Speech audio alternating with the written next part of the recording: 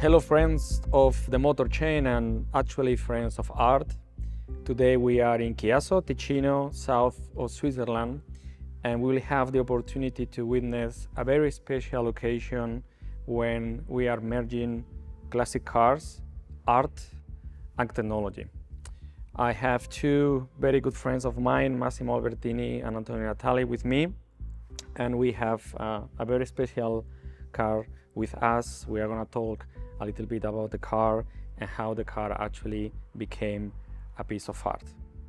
But before entering into details, I would like to obviously introduce Massimo Albertini, friend of mine, inviting me.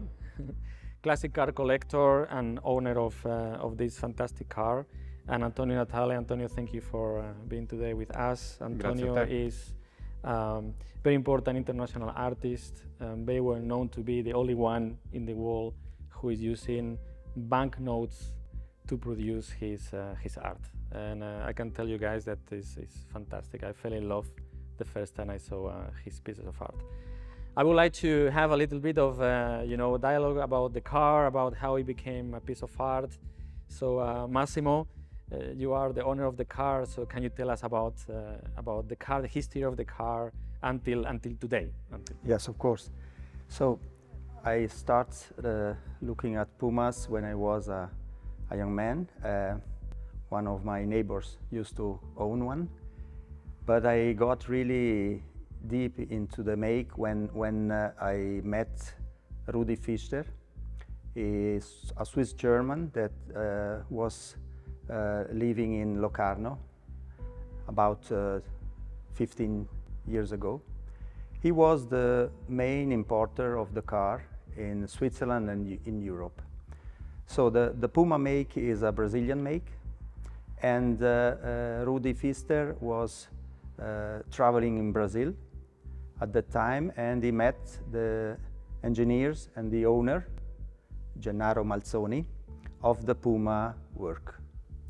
And they started this cooperation, and so about 100 Pumas were imported to Europe, some of them to Switzerland.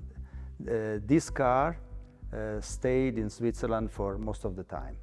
The Puma was based on a Volkswagen platform. They used to cut the platform 25 centimeters to shorten the chassis, and they built over the chassis a fiberglass body, which is very strong indeed, and they tuned a bit the engine to get some more horsepower. Sporting. Mm-hmm.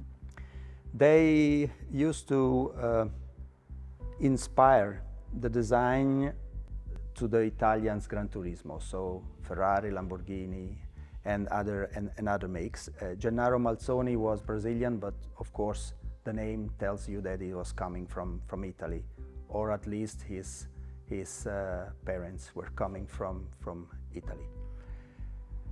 And then I bought the car about 4 years ago and started touring with the car in Ticino, many gatherings, and then in my last couple of years, I went with a friend to step in a club, a Lions Club Monteceneri, where they asked me to arrange a concorso di eleganza. Lugano Elegance is the concorso di eleganza città di Lugano, and this was the link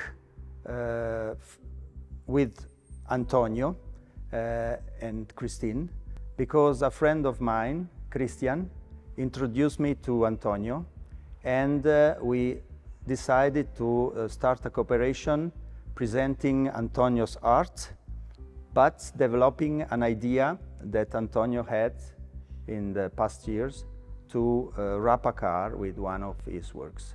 But I think I shall let him explain that better. So very interesting. Thank you, Massimo. So Antonio, so how was it? I mean, how you came out with the idea and how you came out with this awesome piece of art? I mean, I'm personally in love with it.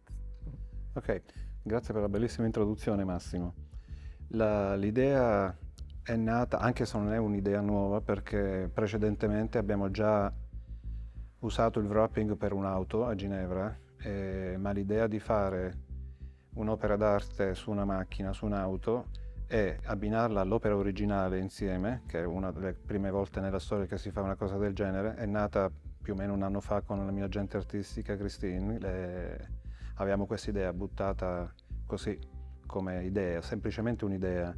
E poi, come diceva Massimo, tramite un nostro amico in comune, Christian, che ci ha portato qui in Ticino, abbiamo avuto modo di conoscere Massimo e lui gentilmente ha messo a disposizione la Puma.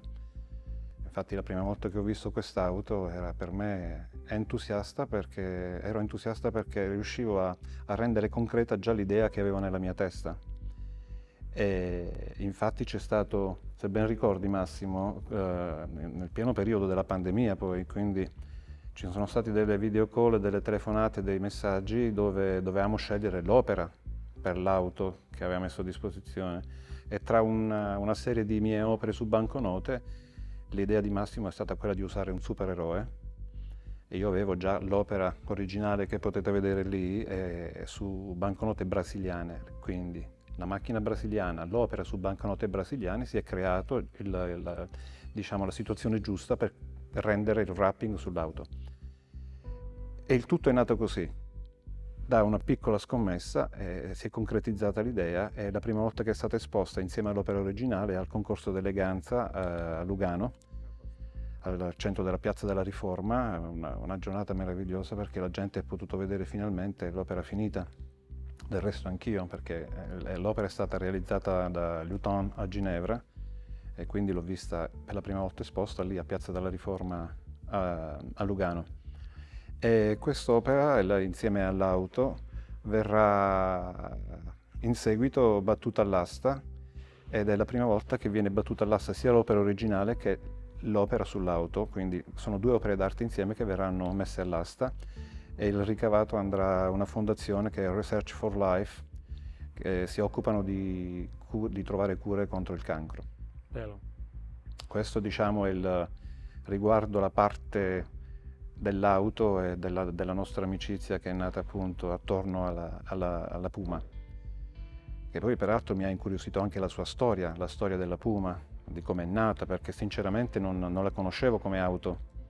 E quando ho sentito Massimo che mi ha spiegato cos'era, come è nata e il tutto, infatti il discorso che ho fatto prima, per me è stato un qualcosa di più per creare il wrapping sull'auto e renderla unica e renderla, dico, immortale. Bello, bello. And actually, I like what you mentioned the immortal thing, no? Because this is, I had the pleasure to document the history of the car, to help Massimo documenting the history of this car in March this year. We spent very nice 2 days documenting the whole collection of Massimo. The Puma was there. And then I knew that, you know, you guys were talking and you were doing this piece of art, and then it's a unique opportunity. Now Antonio is part of the history of the car, and then we had to document, you know, this important milestone in the history of the car, in the motor chain. And for me it's fantastic. It's the first time this is happening in the world, that a classic car documented in the motor chain using blockchain technology becomes a piece of art, and then the artist Antonio is going to certify his work, and all of that together with the original painting is going to go through an auction for charity, and everything together, the history of the car, the painting, will go to the next owner, which is going to be the next milestone of the car. I'm very grateful, okay, that you guys met, that the car is documented in the motor chain, and we are together participating on the history of this car that will stay in, like you say, immortal for the rest of his life. You know. So thank you very much, guys. I really appreciate your time, Antonio, your art. Looking forward to see the car and the painting hitting the block of the auction. I'm pretty sure there will be a lot of noise and nice biddings, that will go to charity, and I'm very grateful and happy that the motor chain can participate in this fantastic event. And I'll be happy to hand over the car to another collectionist who will take care of this special, very, very special car. It is very special indeed, and Antonio made it even more special. And Grazie Julio. Grazie Antonio. Massimo, ci vediamo in la auction, sì? Volentieri. Buonasera, ciao. Ciao guys.